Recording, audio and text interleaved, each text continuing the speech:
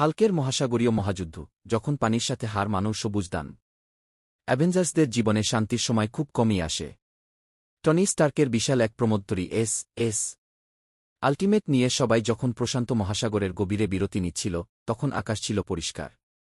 Tony সবার জন্য বারবিকিউর আয়োজন করছিল, আর থর তার হাতুড়ি দিয়ে সাগরের বড় বড় মাছ ধরার চেষ্টা করছিল। এক কোনায় ব্রুস ব্যানার বসে আধুনিক পদার্থবিজ্ঞানের একটি মোটা বই পড়ছিলেন। টনি হঠাৎ এসে বলল, ব্রুস, আজ কোনো ফিজিক্স নয়। আজ আমরা ডলফিনদের সাথে সাঁতার কাটব। তুমি কি তৈরি? ব্যানার একটু হেসে বললেন, টনি, তুমি তো জানো আমি পানিতে নামলে হাল্ক হওয়ার ভয় থাকে। আর হাল্কের সাথে পানির সম্পর্ক একদমই ভালো নয় কিন্তু ভাগ্যের লিখন অন্য কিছু ছিল। মহাসাগরের তলদেশ থেকে আক্রমণ। হঠাৎ সাগরের পানি উত্তাল হয়ে উঠল। নিচ থেকে বিশাল এক দানবীয় অক্টোপাস, হাইড্রাক্রেকেন, জাহাজটিকে আক্রমণ করল। তার বিশাল সুর দিয়ে জাহাজটিকে মাঝখান থেকে দুমড়ে দেওয়ার চেষ্টা করল সে। জাহাজে প্রচণ্ড এক ঝাঁকুনি লাগল এবং ব্রুস ব্যানার ভারসাম্য হারিয়ে রেলিং টপকে সোজা 200 ফুট নিচে অন্ধকার গভীর পানিতে পড়ে গেলেন। পানির নিচে ব্যানার যখন তলিয়ে যাচ্ছিলেন, তার ফুসফুসে পানি ঢুকতে শুরু করল। বাঁচার তাগিদে তার ভেতরের সেই সবুজ দানব জেগে উঠল। এক বিকট গর্জনে পানির নিচেই রূপান্তরিত হল বিশালকার হাল্ক। হাল্কের পানির নিচের বিশৃঙ্খলা। হাল্ক যখন চোখ খুল, সে দেখল সে চারদিকে নীল অন্ধকার। সে হাত পা নাড়িয়ে উপরে ওঠার চেষ্টা করল, কিন্তু এখানেই শুরু হল আসল বিপদ। হাল্কের বিশাল পেশিবহুল শরীর সাধারণ মানুষের চেয়ে কয়েক হাজার গুণ বেশি ঘন ও ভারী। সে সাঁতার কাটার চেষ্টা করতেই পাথরের মতো আরও গভীরে তলিয়ে যেতে লাগল।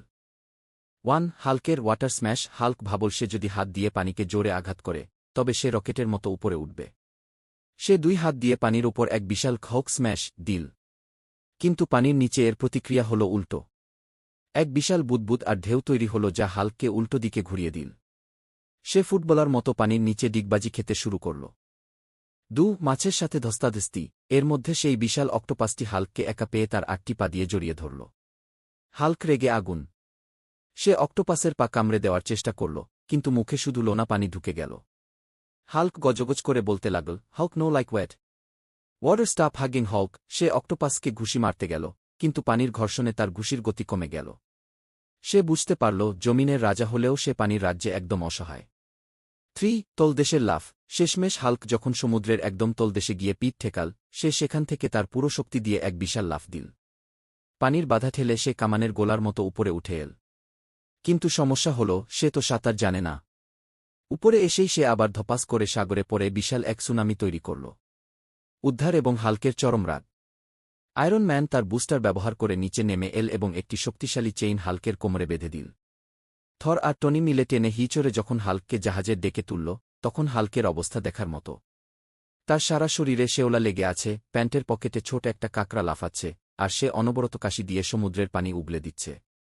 হাল্ক রাগে লাল, অথবা আরও বেশি সবুজ হয়ে টনির দিকে তাকিয়ে চিৎকার করে বলল, Hulk hate ocean. Ocean is soft but strong. Hulk smash blue water next time. Hulk want dessert. সবাই হাসিতে ফেটে পড়ল। ক্যাপ্টেন আমেরিকা হাল্কের কাঁধে হাত রেখে বললেন, শান্ত হও বন্ধু, পরের বার আমরা মরুভূমিতে ছুটি কাটাতে যাব। হাল্ক তখন গজগজ করতে করতে একটি পুরো আস্ত ড্রাম ভর্তি পানি এক নিঃশ্বাসে খেয়ে ফেল, যেন সে সমুদ্রের উপর প্রতিশোধ নিচ্ছে।